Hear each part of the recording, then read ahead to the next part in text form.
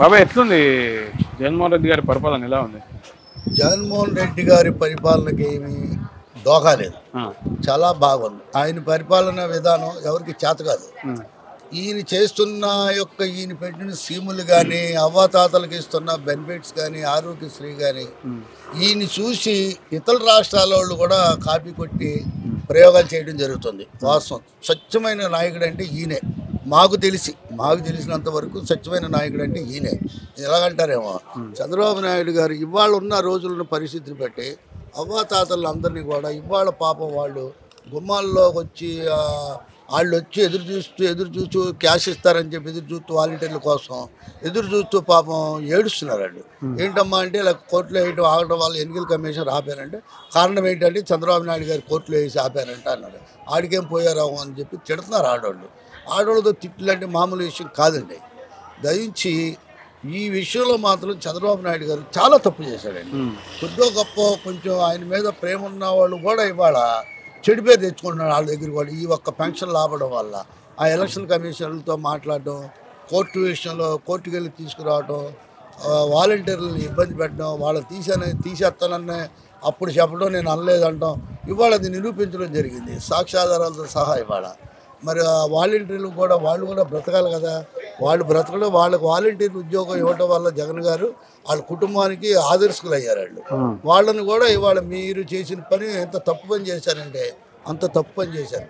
ఇవాళ మన ఆంధ్రప్రదేశ్ రాష్ట్రానికి ఒక సూర్యచంద్రులు అయితే కనపడుతున్నారు, కానీ ఈ రాష్ట్రానికి సూర్యచంద్రులు ఎవరయ్యా అంటే ఒక రాజశేఖర రెడ్డి గారు, ఒక జగన్మోహన్ రెడ్డి గారు. వాళ్ళ ద్వారానే ప్రజలు బ్రతుకుతున్నారు. ఇవాళ పేద ప్రజలు ఆశా జ్యోతిగా మారాడు. ఇవాళ ఆయన రాజశేఖర రెడ్డి గారు తనయుడిగా పేరు తెచ్చుకొని ఆయనకంటే 2 అడుగులు ముందుకే వేసి ప్రజల విషయాల్లో అన్ని సాహారాలు చెందడం, మెడిసిన్స్ ఇవ్వటం కానీ, ఇళ్ళగలడం కానీ అన్ని రకాలుగా కూడా ఇళ్ళకెళ్ళి నాయకులు సేవ చేస్తున్నారు ప్రజలకి. అందువల్ల మీ నాయకులు ఉన్నవాళ్ళు, మీకెందు ఉండే నాయకులు ఎమ్మెల్యేలు ఏం చేశారండి? వాళ్ళు స్వార్థాలు చూసుకున్నారు తప్పితే ప్రజా పరిపాలన అనేది చూడలాళ్ళు. కాబట్టి ఇవాళ ఈ పెన్షన్ల విషయానికి వచ్చేటప్పటికల్లా న్యాయంగా పోరాటం ఎవరిదయ్యా అంటే జగన్ గారిదే అయింది. జగన్ సీఎం అవుతాడా? జగన్ సీఎం తప్పకుండా అవుతాడు, సమస్య లేదు అందులో. చంద్రబాబు నాయుడు గారు ఇంకో 100 మంది పార్టీ నాయకులని 100 పార్టీలు కలుపుకున్నా కూడా జగన్ గారు మాత్రం సీఎం అవుతాడు. అలాగా మన రాష్ట్రంలో మొదటి వ్యక్తిగా ఇవాళ ప్రజల్లోకి వెళ్ళి ప్రజానాయకుడు అని పేరు తెచ్చుకుంది ఒక ఎల్లంపల్లి శ్రీనివాసరావు గారు. తమ్ముడు ఒక్క నిమిషం. ప్రజానాయకుడిగా పేరు తెచ్చుకొని ముందుకెళ్ళిన నాయకుడు ఎవరయ్యా అంటే ఒక ఎల్లంపల్లి శ్రీను గారు. ఇవాళ ఆయన జగన్ గారు ఆయన్ని నమ్మి ఆయనకి స్థానం ఇచ్చినందుకు, కల్పించినందుకు ఇవాళ ప్రజల్లోకి వెళ్ళి ఆయన మాట అంటే మాటగానే పేరు తెచ్చుకొని ఇవాళ జగన్ గారు చేసిన పని చాలా మంచి పని చేశారని చెప్పి కూడా జగన్ గారు కూడా మంచి పేరు తెచ్చుకోవడం జరిగింది. ఎల్లంపల్లి శ్రీనివాసరావు గారు గెలవడం మెజార్టీ దాదాపు ఇప్పుడు దాకా వేసుకుంటే ఒక 3-4 వేలు మెజార్టీలో ఉన్నాడు. ఇంకా ముందు ఇంకా టైం ఉంది కాబట్టి ఒక 5-6 వేలు మెజార్టీతో అయినా సరే చిట్ట చివరికి గెలవడానికి, ఎల్లంపల్లి శ్రీని గారు గెలవడానికి అవకాశాలు ఎక్కువ ఉన్నాయి. కాబట్టి ఇవాళ జగన్ గారు నమ్మి ఎల్లంపల్లి శ్రీని గారిని నమ్మి సీట్ ఇచ్చినందుకు గెలిచి తీసుకొని వెళ్ళి సీట్ ఇస్తారని చెప్పి కూడా మేము ప్రార్థన జరుగుతుంది. జగన్ గారు గవర్నమెంట్ మళ్ళీ ఏర్పడుద్ది, పేద ప్రజలకు ఇంకా ఇంతకన్నా ఎక్కువ బెనిఫిట్స్ చూపిస్తాడని కూడా మేము ఆశిస్తున్నాము. ఎట్లుంది వెల్లంపల్లి గారి పరిస్థితి? గెలిచే అవకాశాలు ఉన్నాయంటారా? వెల్లంపల్లి గారు 30,000 మెజార్టీతో గెలుస్తారు. బోండమ్మ గారు నేనే గెలుస్తా అని చెప్తుందిగా. మరి బోండమ్మ ఏం చేశాడండి? పలానా చేశానని చెప్పమని నేను అడిగాను. మీరు ఈ డివిజన్కి కానీ, ఈ ఏరియాకి కానీ, మొత్తం కానీ నియోజకవర్గానికి మీరు పలానా చేశాననేసి మీరు ఒక్కొక్క ఇంటికి వెళ్ళి అడగండి, ఏం చేశారని అడగండి అనేసి నన్ను అడిగారు. అడిగితే మీరు ఉన్నతమైన వాళ్ళండి అని మాట్లాడుతున్నారు. పలానా ఏరియాలో పలానా ఎదవరాలు రోడ్డు వేయించలేదండి. మరి ఎంత 5 సంవత్సరాలు ఒక రోడ్డు వచ్చినప్పుడల్లా అడిగినప్పుడల్లా ఒక రోడ్డు వేయించలేకపోయారు. ఎస్సీ కళ్యాణ మండపం కట్టించమనంటే ఎస్సీ కళ్యాణ మండపం తలవలేని చోట శంకుస్థాపన చేశాము. శంకుస్థాపన చేసి దానికి 20 లక్షలు శాంక్షన్ అయ్యింది. ఆ డబ్బులు ఏమైందో కూడా తెలియదు. మేము మేయర్ గారి దగ్గరికి వెళ్ళి, ఎమ్మెల్యే గారు విష్ణు గారి దగ్గరికి వెళ్ళి మేము అయ్యా మా ఎస్సీ కళ్యాణ మండపం ఇమ్మనేసి నేను అడిగినప్పుడు వాళ్ళు ఇమ్మీడియట్గా శాంక్షన్ చేసి అక్కడ మరి మెయిన్ మంచి స్థలం చూసి అక్కడ కళ్యాణ మండపం, ఎస్సీ కళ్యాణ మండపం కట్టడం జరిగింది.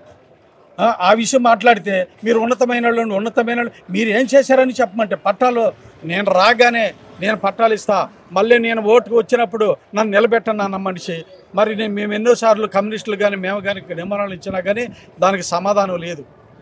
ఈ రోజు వచ్చి ఓట్లు వేయండి, నాకు ఓట్లు వేయండి, ఈ 6 రేట్లు పెరిగిపోతాను, ఈ రేట్లు పెంచేస్తున్నాడు.